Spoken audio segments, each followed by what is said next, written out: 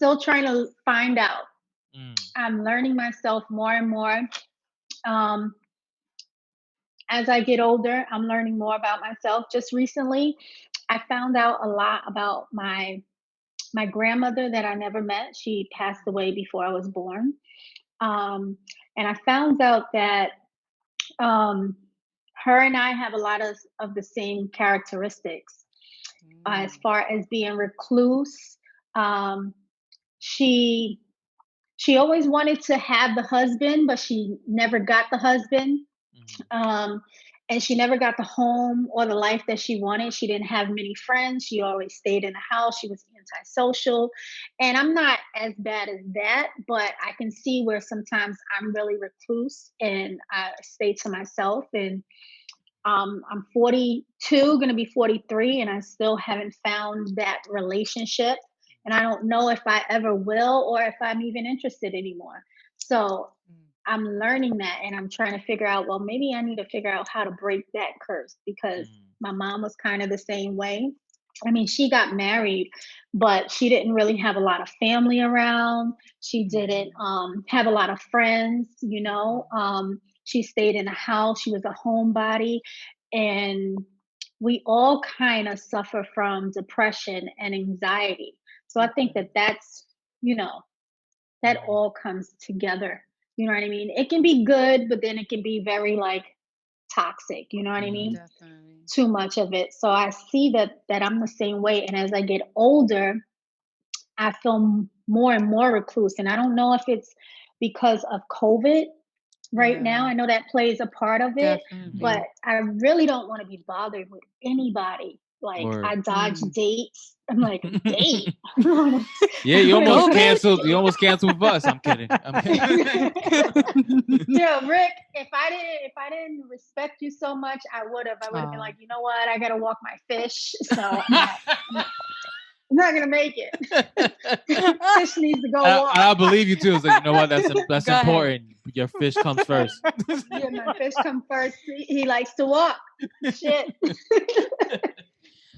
I have a question. What do you think, like from your childhood, may was it something that you, when you were, since you were little, you were always like introverted into yourself, not wanting, were you that type of kid who liked to play alone? Well, I was the only child for a while, and Okay. then for like the first 5 years, because I'm 5 years older than my brother. Um, and when I did play, like I always made friends. I was always, able to make friends and get along with people. But um, I remember when I used to play when I was younger, my mom would go buy me all types of toys, and I would Mhm. never play with the toys. I would play with salt and pepper shakers, or play in the cabinets in the kitchen, or sharpen my pencils. One a little bit bigger than the other, and create this family and play with that, and never play with the toys. Mm. So so I was used to playing by myself. I was very imaginative. I remember standing on a coffee table, singing and dancing in the mirror. So Mm. I would always wanted to like perform and Okay. stuff like that. So yeah, I'm fine by myself, but I still am very, very social.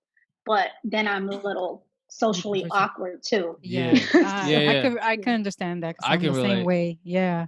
mhm. Oh, when did you started noticing that you was like funny? Because you know, we connected on Facebook, and it was one of those things where you shared certain stuff of mine, and then we Mhm. connected, and I shared the show with you, and then you loved the show, and then I like what you was doing with your podcast, and then like, but automatically I noticed that even through the internet that you was funny. So when did Mhm. that start? Like for you, that you was funny and you love making people laugh, and maybe wanted to proceed into that direction of like, maybe I can do this, creatively in other, layers and other directions and avenues. Well, I always knew that I like to perform and be on the stage and, play dress up and stuff like that. But I didn't really know that I was funny, like funny enough to, maybe pursue something in comedy professionally. but everybody always told me I was funny. I always made everybody laugh. I remember when I was younger, I want to say I was around 10, and we were homeless. So we lived in a shelter, right? We Mm. lived in this homeless shelter, and it was like full of all types of people, Yeah. crackheads, all types of people. And there was this one crackhead lady, but she took care of everybody like on the floor. It was like this big like a hotel building. So A it's like Oh. mama all of these crackhead. apartments. Yeah. So she's a crackhead, and Betty was crazy. That was her name. So I used to imitate her, and I Ah. would make everybody laugh. You know what I mean? So I've always had that in me. And people would always tell me I'm funny. My friends, just strangers, I can always make somebody laugh. So I think I was funny, but I never try to be funny. Yeah. So I don't think that I'm funny. I'm like, oh shit, you're laughing? Okay, Yeah. that's good. How did that help your life to find, I guess, well, to cope with the things that was around you? So for instance, Mm. being Being in a homeless, being in the shelter. shelter, playing with salt shakers, and how did that influence your life to go through some tough times? Mhm. Well, I've always been pessimistic. I've Okay. always tried to see the other side of things.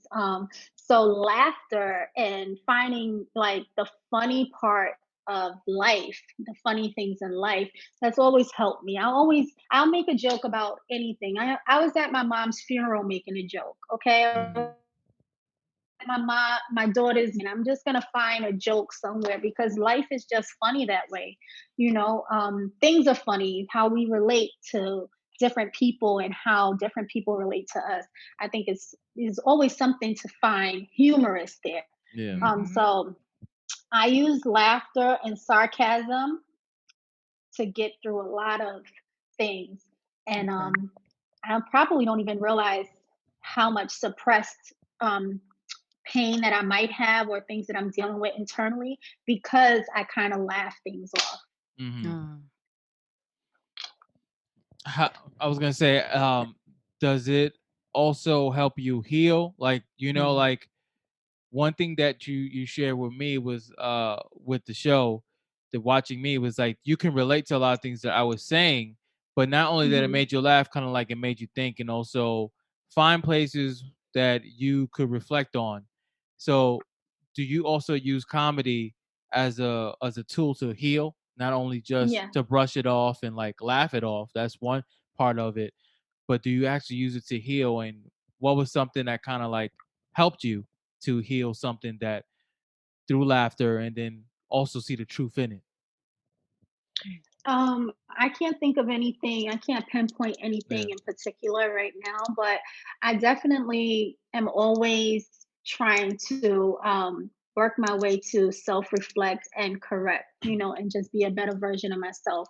So it's not so much that I laugh to suppress. I may have like said that wrong. Like some things are probably what I'm trying to say is I probably have a lot of internal stuff Hmm. that I don't realize I'm dealing with Exactly. internally That Hmm. because happens. the way my optimistic way of Yeah. looking at life, you know, like I didn't realize how some of this information that I just recently got about my mom and her mom, how that affected me when before Mm. Hmm. I just brush it off. You know what I mean? Like Right. I didn't really care about certain things because it didn't directly affect me as Hmm. what I thought it didn't Mhm. directly affect me. But yeah, I laugh. I love to laugh. A lot of the stuff in your show was very very relatable as to how your parents work so hard Hmm. to raise you to be a certain way, how they disciplined us, some of the crazy things that your mom would say. Even though my mom was African American, it was kind of the same thing. You know what I Right. mean? Just Yeah. in a different dialect and in a different style. And so I think comedy is I think comedians in general are the realest people Mhm. because we just we just look at life for what it is. We look at situations for what it is. We Mhm. face things head on, whether we're doing it in a toxic way or we're Mhm. doing it in a healing way. We're still facing our demons and our issues and the real shit about life, Mhm. where others are probably living in fantasy worlds, or just ignoring things completely or creating their own world when That's we just deal with what it is. We just say things the way it is. Mhm. Why do you think, maybe you know or not, what you found out about your grandmother and your mom is affecting you more now than it did before? What do you think it is? Because as you get older, you're trying to figure out where your life is going. Mhm. What could you have done differently? What could you do more of? What didn't you do what you want to do? You're thinking about all of these things as you're getting older, because let's be real. I'm going to be 43. I'm moving into the second half of my life. Yeah. So it's like, okay, so now, and then I have a 16-year-old daughter that Oh. wants to know a lot of stuff about our family and where we Mm. come from, thing like that. Whereas before her, I didn't really care. I'm like, I had my mother, she loved me, things was tough, but it's whatever. I still feel like I'm a decent person, because even in her lackings, she still made me feel like a person. She loved me. I felt loved. I wasn't abused, you know?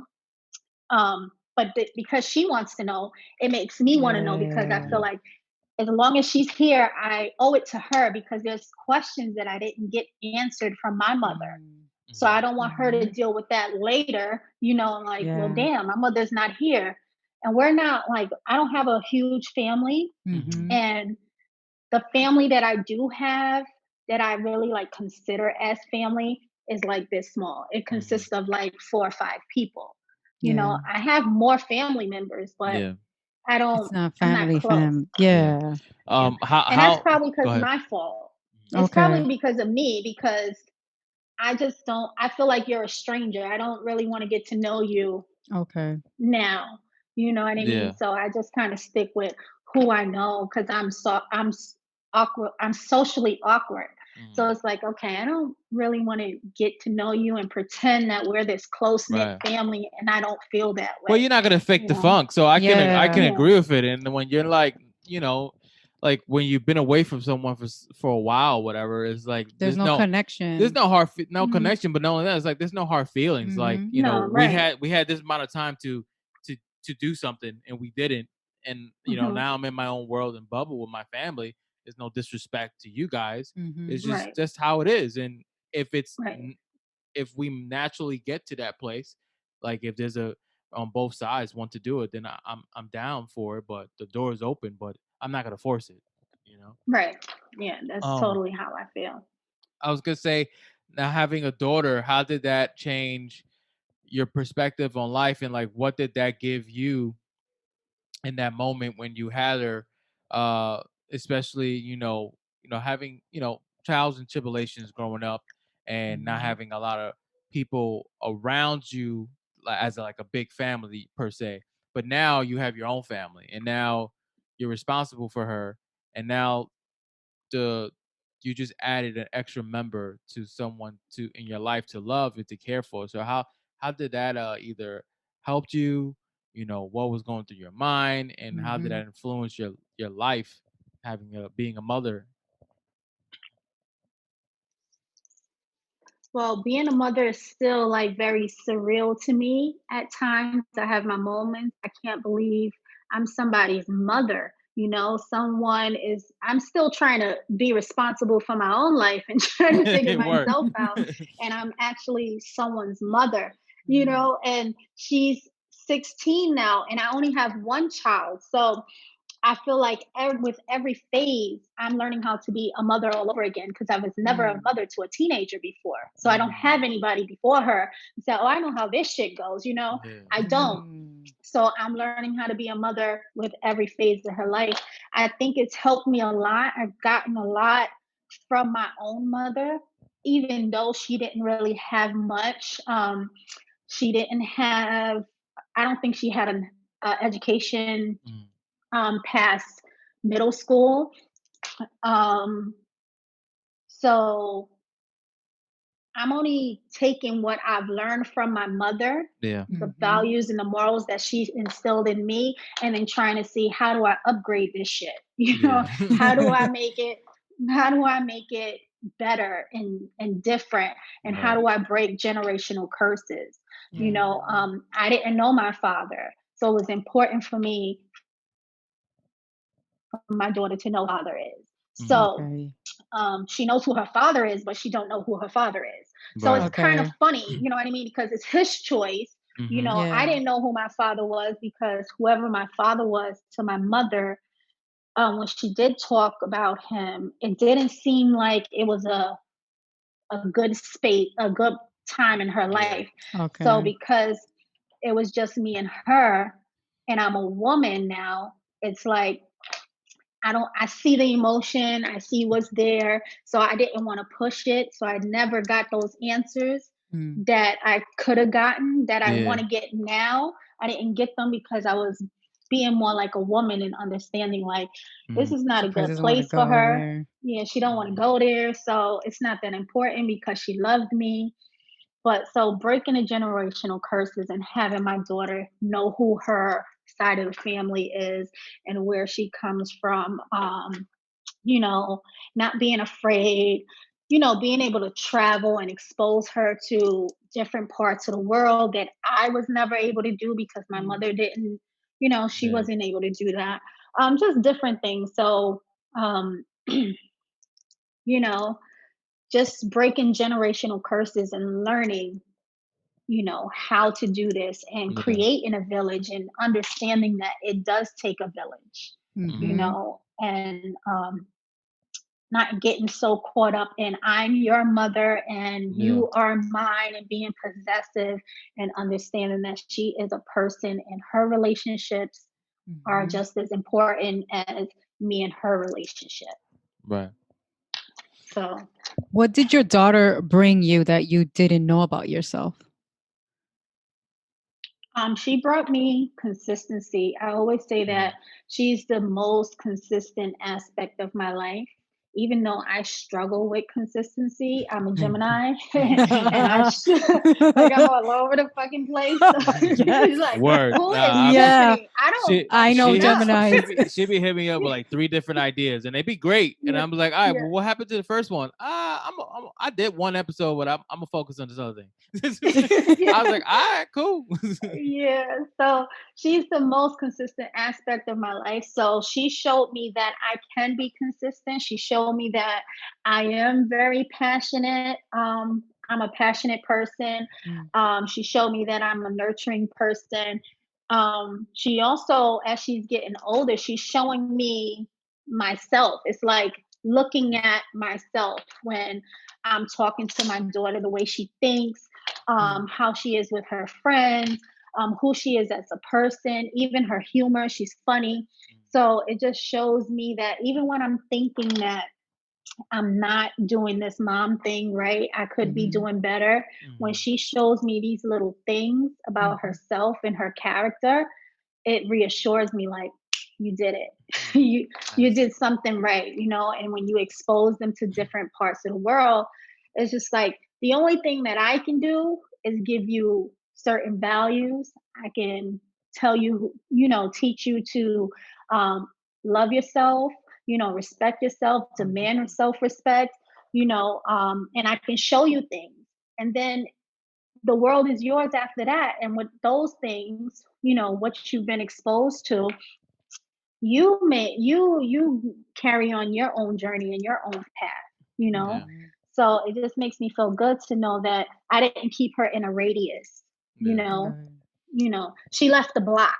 You know Yeah. what I'm saying? So um, you said earlier that your mom didn't have much, but she taught you as much as she could and her strengths of what she did have. So I want to know what was something that you learned from your mom that was so important that she taught you, and what was something that's so important now as a mother that you want to pass on to your daughter. Okay, the most valuable thing that I would say my mother has taught me is that my voice is important. No matter what it was, even if it hurt my mother. I remember the time when moms know. So we were sitting in the kitchen, mom's in the kitchen. You can't touch shit. Only thing you can do is cut some onions. That's it. So that's just like, okay, I'm the sous chef, whatever the hell you want me to be. So I'm sitting here, I'm about 15 or, yeah, 14 or 15. And I'm cutting these onions and she's cooking. And then we're talking about whatever. I don't know what we're talking about. And then out of nowhere, she goes, Tiffany, are you a virgin? And I'm like, That combo. what the fuck? Like, and I always had an honest relationship with my Yeah. mother because she always made me feel like it didn't matter what I said. She wasn't going to judge me. We were just Mm. going to talk about it. I just started crying. And she's like, don't worry about it. I know. And then we went into her room and we lived in the projects. We lived Mhm. in Washington Projects. So we went into her room and we looked out the window and we lived on the 12th floor. So we're having this conversation looking out the window together. And it Mhm. Oh, was that's like, great. it was the most awkward conversation, but she made it so comfortable. Oh, You know what I wow. mean? And Mm. unawkward because it wasn't a face to face.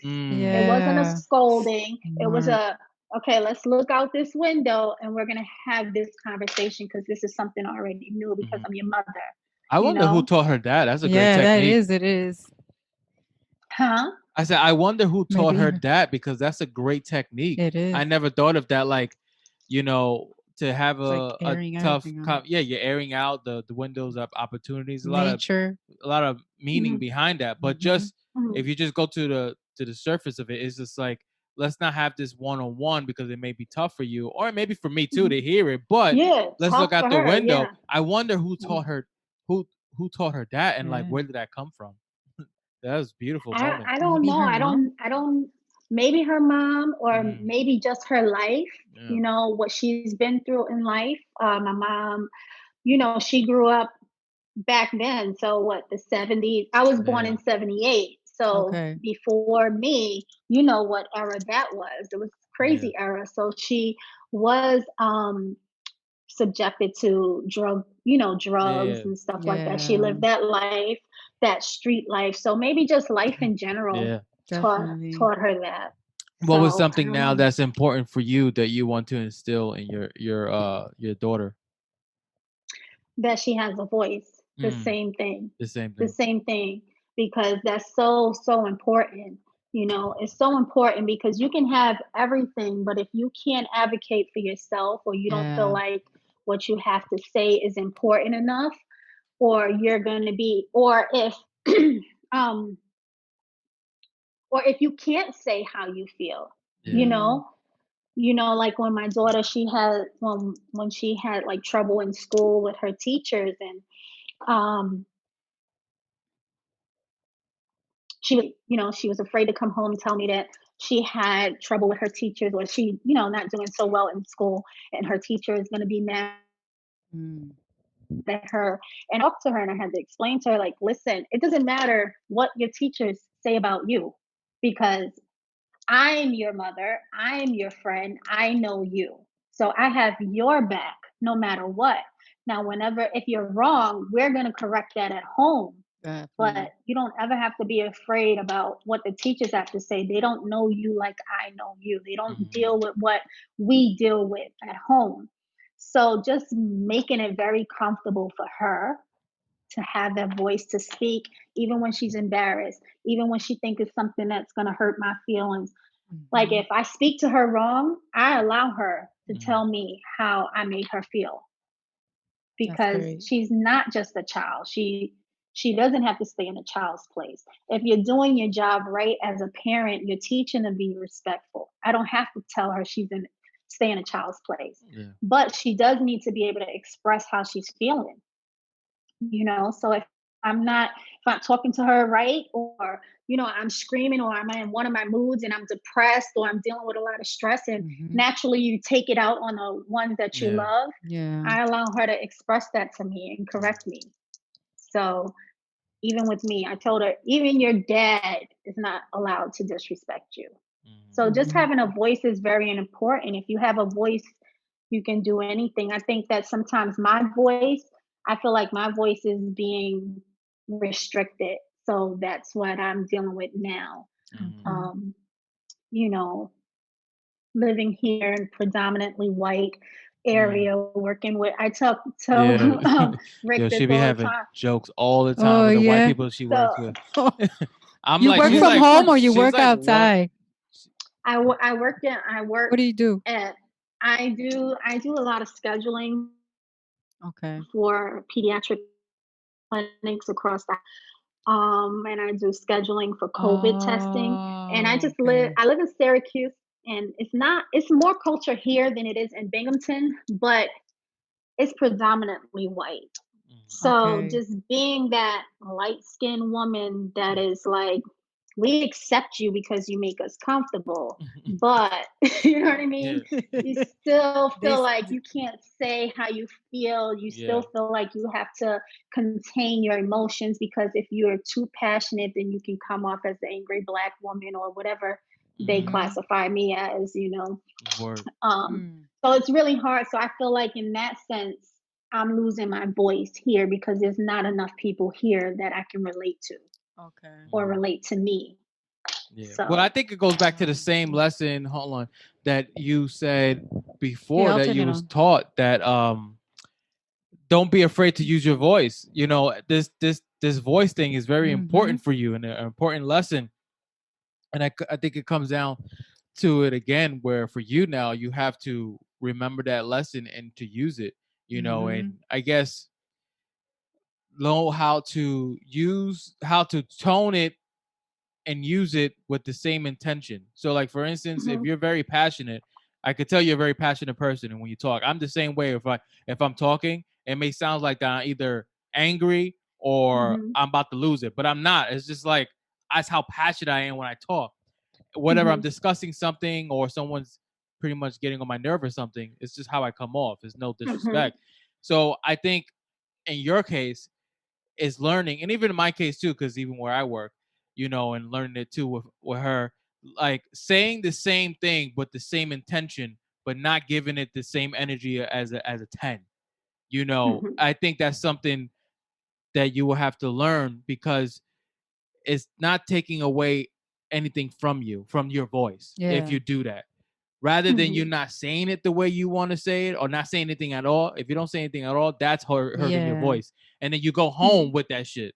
So like I Yeah, then know, I'm practicing in the mirror. It's Yeah, yeah, fucking said you that. know what it is? I'm yeah, It's arguing with saying it myself but in the car. knowing how to right. say it. I had You a know what big I issue mean? with that Mhm, with my ex boss from like two bosses ago that I heard. And you know, I and like Guru hit it right in the nose. It's like, is that you're not afraid of him. It's not that. Mhm. It's that you don't know how to talk to him um in any other way. And she had to teach me how to talk to him with the same intention.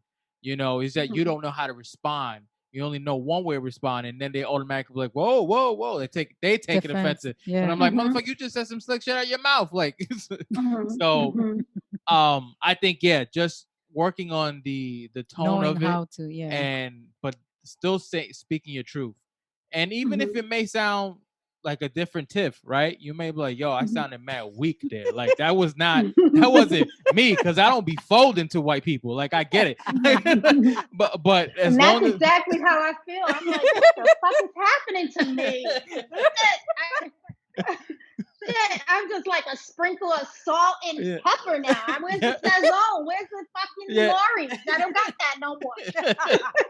Yeah, it's like a different battle. It's a different battle that you have to go through, and it's not about them, honestly. It's about you Yeah. making sure that Mhm, you still vocally expressing yourself and keeping your voice, in a different TIFF version that they will understand. Not all the because mhm, I think what was important too that I learned from Guru in that situation is that you don't want to lose them with that type of energy because then they're just gonna see the energy and not see the words. So you Yeah. want them to understand the message mhm. and not you walk away and they like, well, that That escalated where they need to go. And then but if Yeah, you or is what that they escalated. expected. Oh, yeah, that's I what we told expect you from she's light him. skinned but she's not that light skinned. She's still black. You know? Yeah. Her knuckles are brown. Yeah. Did you see that? Yeah, exactly. Her nail beds. Oh my God. They're literally painted. Look, the braids. I told you. I told you she wore those fucking braids. Speaking of voice, it goes right back into something that I wanted to touch on. You're a podcaster. You have 2 podcasts, and this voice thing is very important to you, which is very true, and it should be. What made you want to do a podcast? What was the motivation for that, and what did that bring to your voice? How did it enhance it? Okay, so what made me want to do a podcast is because I saw my old co-host. Remember the first podcast that I was doing? So her and her husband had a podcast that they would do called "Being Married Is," and then she had a fun fact Friday where she brought a friend on. It was just her and her friend. So I would always, watch their little shows, and I'm like, oh, I want to do that. I like to talk because I used to always we used to host like sip and chats at my house and have all of these different people, or someone else would host a sip and chat, and we would just go and just have discussion. But this is before podcasting was even really, really popular. As it is, it was around, but it wasn't as popular as it is. And I don't think we had like Facebook Live and all of these different features. So we would just have these conversations, and they were planned. Like you bring some wine, some food, and we would just talk. So I always like talking because I like to talk to different people and hear different perspectives. So when I watched her podcast, I'm like, ooh, I want to do that, but I hate the sound of my voice. And I hate to see myself on camera. I'll take a selfie all day, but not, So I'm like, oh, I want to do this, but I always danced around it, didn't, procrastinated, talk shit, never did it. And then one day, she was like, she texted me, and I never met her in person. We just see, I don't even know how she became my friend on Facebook. I invited her to a sip and chat, and I invited a different group of people because I'm new. Like I was doing this in another area where I used to live. I moved to Syracuse. So I had different friends, a different group of Black friends, not the white in friends that Binghamton. surround you. But but these are Black girls. So I invited these different girls, and that shit was a hood rat showdown. I'm like, oh my God, what the hell is happening here? It was entertaining, but it was not what I wanted to do, So I told her, I said, look, this was not supposed to go like this. Okay, we're gonna do something else. Where now I know these bitches can't come because they crazy. You know what I mean? They don't know how to have a conversation. So she had seen something on Facebook. She's like, look, I got a red tablecloth and you got a round table. Let's do a table talk. She tagged me in Jada Pinkett's thing.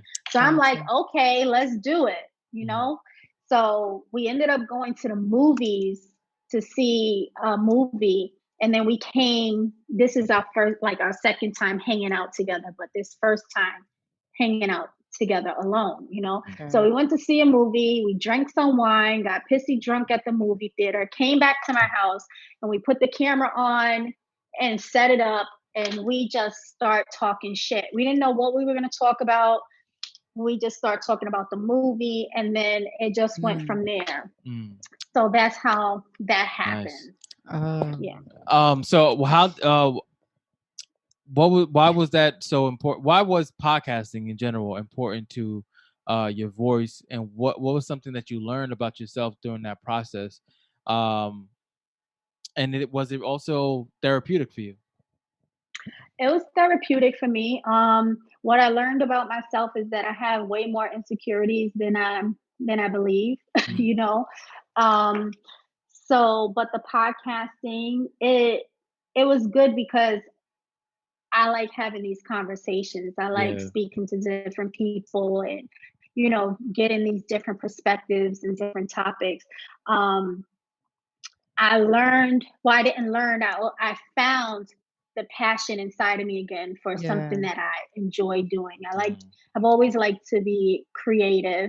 I've Mm. always liked to put things together. I've always really liked entertainment in some way. I used to model, I used to do music videos.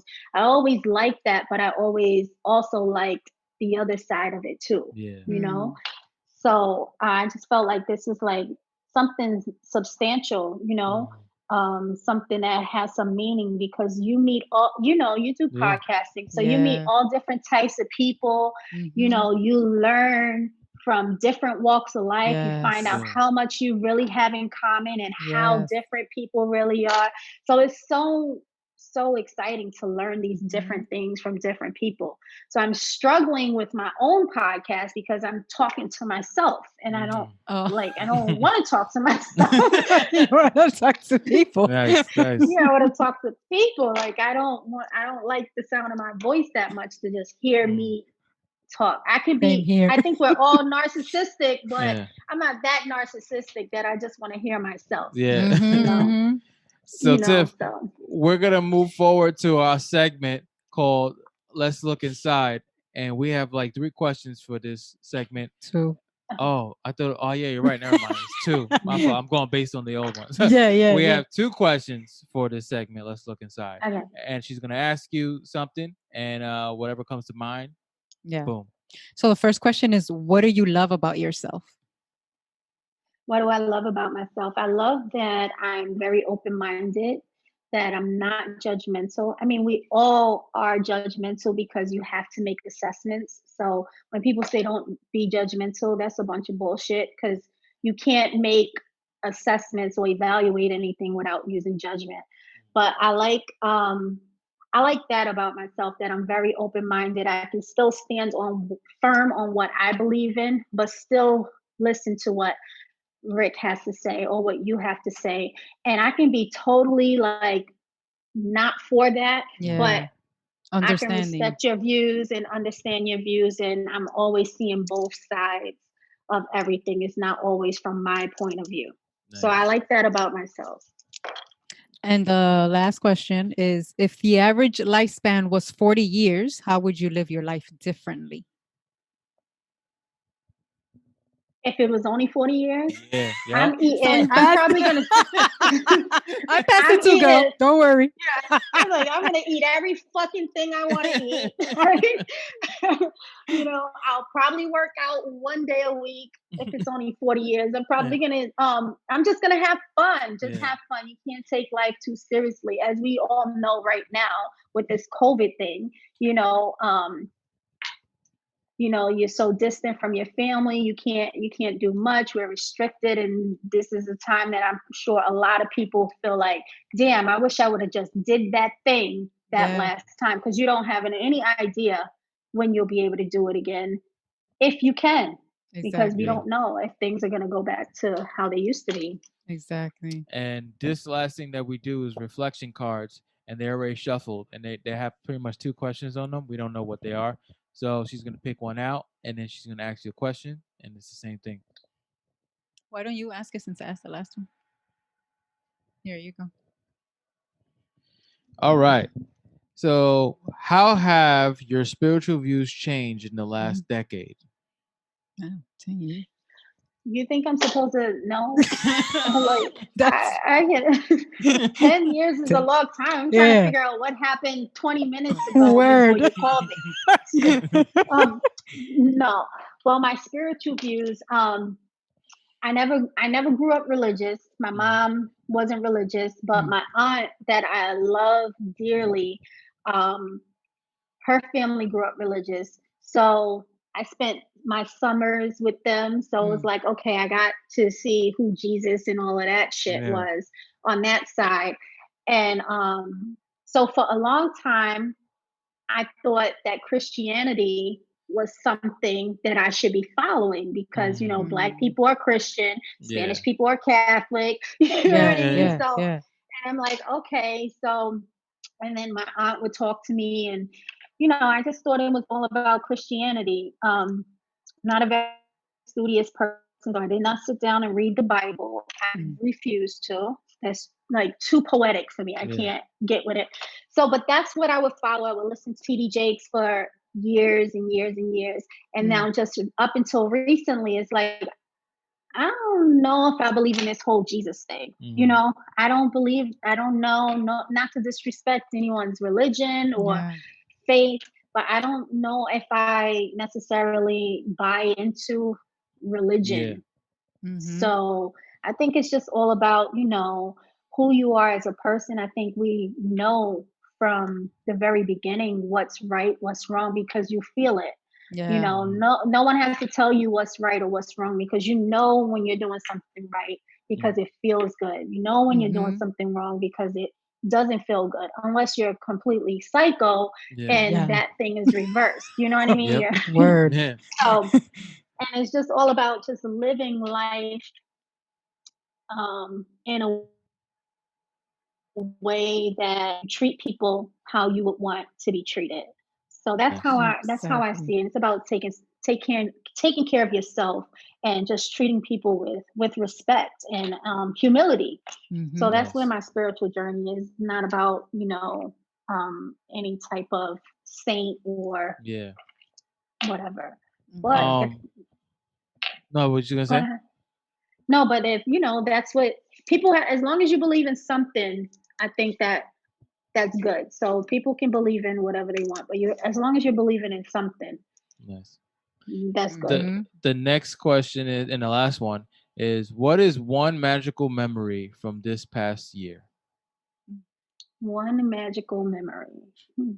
What is magical? From this past year. From this past year. Nothing. So once Nothing. January and February, because then everything after that was Word. COVID. Okay. So magical moment. So we spoke earlier about breaking generational curses and exposing Oh, my daughter Yeah. to different, parts of the world. So I was able to for her sweet 16 take her to Jamaica for her birthday. So that's Nice. that was awesome. magical. And Yeah. she got to meet up with her childhood friends that she hadn't seen since she was about 4, Nice. and Wow. they all met again um, in Jamaica, and it was a Mhm. surprise. Nice. So That's Nice. awesome. that's magical. That That happened in is. February, and then they Uh, shut everything down. right. Girl, you They you said made the cut. abracadabra, bitch, kaboom.